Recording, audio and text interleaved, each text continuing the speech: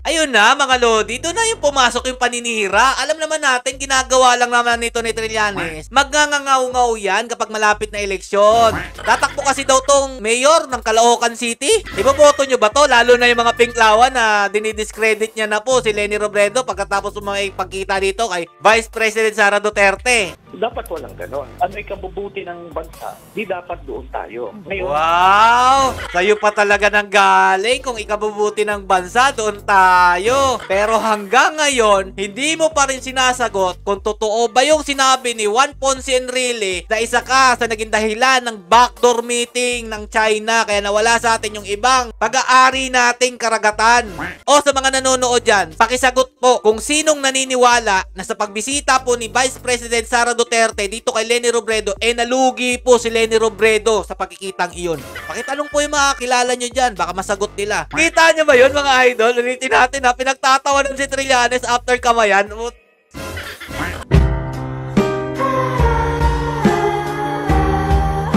Yo, what's up mga Lods? It's Miguel Peps TV. Welcome back po sa ating channel. Naggangangaw-ngaw na naman po si Trillanes dahil nga po doon sa pagkikita po ni Vice President Sara Duterte at dating Vice President na si Leni Robredo sa Naga. Eto po mga Lodi, no, mukhang nilalaglag niya na rin po si Leni Robredo magkatapos po magkita nitong dalawang ito. Sabi po niya dito mga idol, post po kasi sa Billionaire News Channel, eksklusibo, nakipagkita si Vice President Sara Duterte kay dating Vice President Leni Robredo sa Naga City. Ibinahagi ng dating spokesperson ni Leni Robredo na si Atty. Barry Gutierrez na nalaman na lang daw po ng dating VP ang planong pagbisita. On the way na si Duterte sa bahay ni Robredo. Wow! Ang galing no, medyo may kakapalan din yung post na ito. Na parang ang dating, ang kapal-kapal ni VP Sara Duterte, walang paalam doon po kay Leni Robredo, punta na lang po bigla. Wala nang no choice na kaya tinanggap na lang po ni Leni. Parang ganun yung gusto niya palabasin no. So eto nga ang sabi niya dyan. Kung ayaw niya talaga, hindi mangyayari yung meeting niya yan. Parang ganun yan.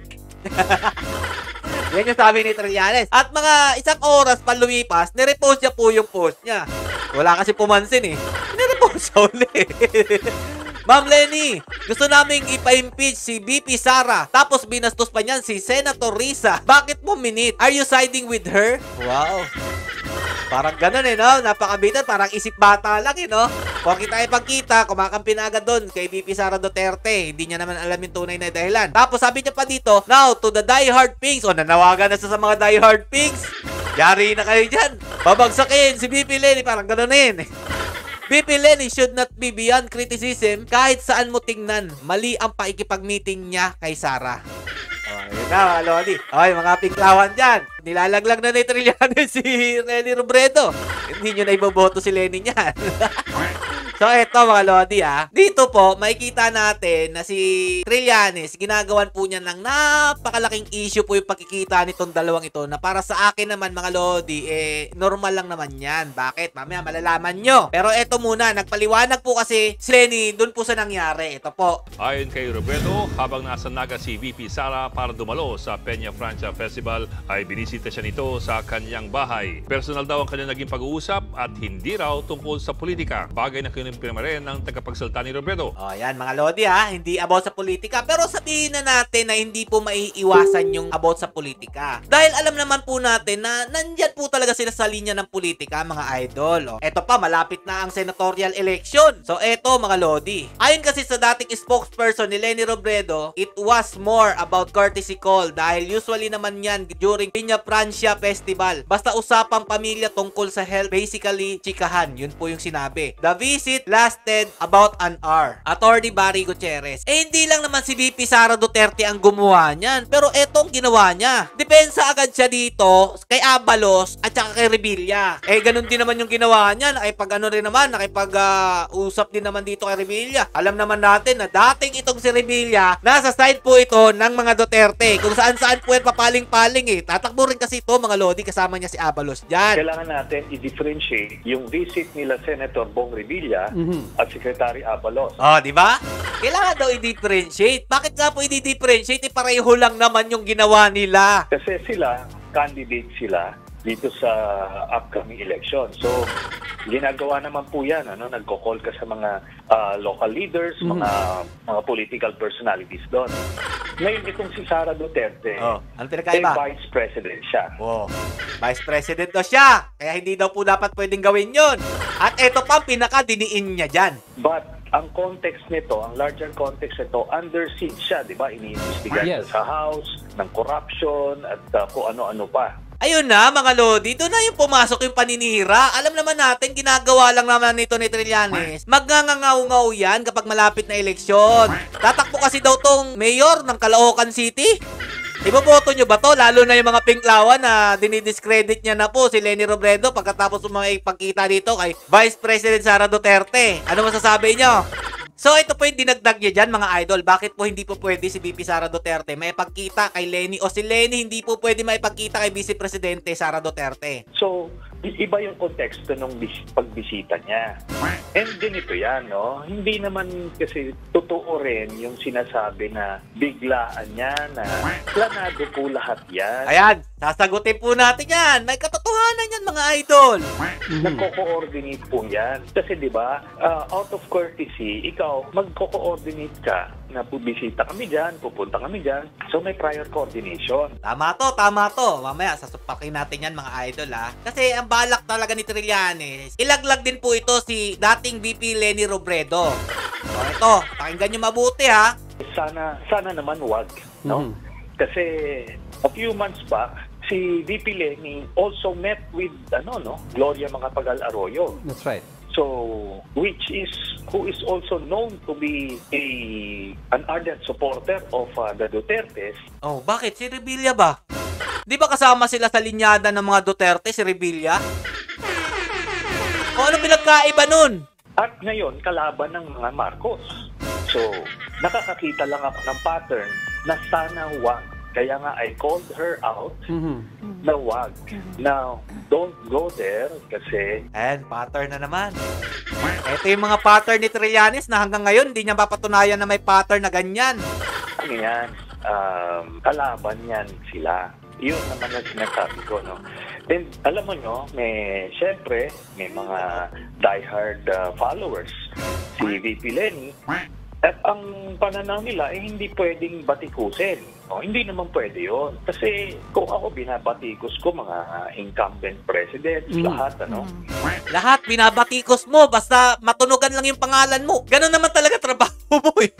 tinitindigan ko, tapos hindi ko pwedeng unahin yung kakampi. Dapat walang ganon. Kung ikabubuti ng bansa, di dapat doon tayo. Ngayon, Wow!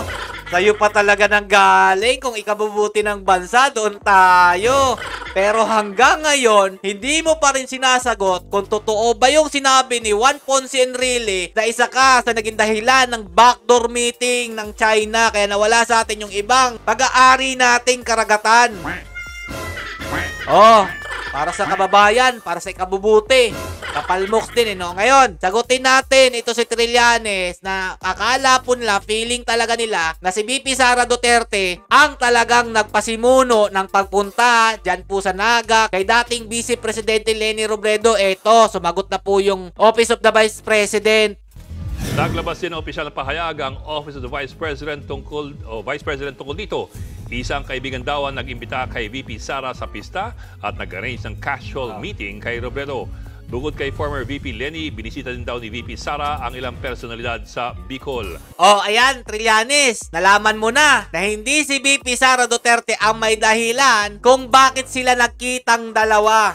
Kumbaga, kung tatanggihan niya ni VP Sara Duterte yung middleman na kung sinong may dahilan ng pagkikita nila, ilalabas namang masama ito si VP Sara Duterte dyan sa lugar ng Naga. At kung si Leni Robredo naman ang umayaw na makipagkita, sigurado rin ako na magiging masama din ang timplada nung naging middleman. O diba? Nagets mo na? Gagawan nyo pa ng issue? Kung mag-focus ka na lang pala dyan, kaya ka nagngangaw-ngaw dahil ang aga-aga pa lang nangangampanya ka na.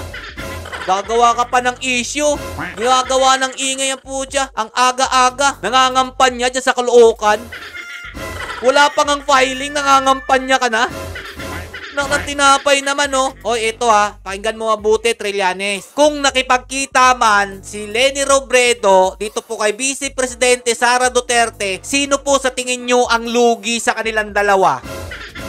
Sagutin nyo, pakisagot po. O sa mga nanonood dyan, pakisagot po kung sinong naniniwala na sa pagbisita po ni Vice President Sara Duterte dito kay Leni Robredo, nalugi po si Leni Robredo sa pagkikitang iyon. Pakitanong po yung mga kakilala nyo dyan, baka masagot nila. Pero ito ang magandang sagutin, no? Bakit ka nag-aaga mo naman mga musta dyan sa mga tao dyan sa Caloocan City? Diba? Sikat to si Trillanes. Bakit ganito lang yung mga pinagtatawanan pa siya nung nasa likod, Anak na tinapay talaga to. Kita nyo ba yun, mga idol? Ulitin natin, pinagtatawanan si Trillanes after kamayan. Ako yan, mga lodi, mahihiya na ako tumakbo ng pagka-mayor dyan sa lugar na yan. Kung ganyan din naman yung pagtanggap sa kanya ng mga tao dyan. Alam naman kasi nila, mga lodi, ito si Trillanes, kahit saan mo dalhin ito, kahit anong posisyon ba, ganun at ganun talaga ang gagawin yan. Gagawa ng issue, dudungisan yung kakompetensya, kalaban. Wala po yung pagbabago, mga idol. Yun at yun po talaga ang gagawin yan. Wala na pong pagbabago kay Trillanes. Kahit sino po, gagawan niya ng istorya para, kunyari, siya po'y nagmamahal po talaga sa ating bayan. Ngayon, mga lodi, hindi na siya tanggap bilang senador. Diyan na lang po siya sa Caloocan. Ayusin mo na yung pangangampanya mo dyan. Malay mo, makakahit maka 1/4 ka man lang na boto dyan.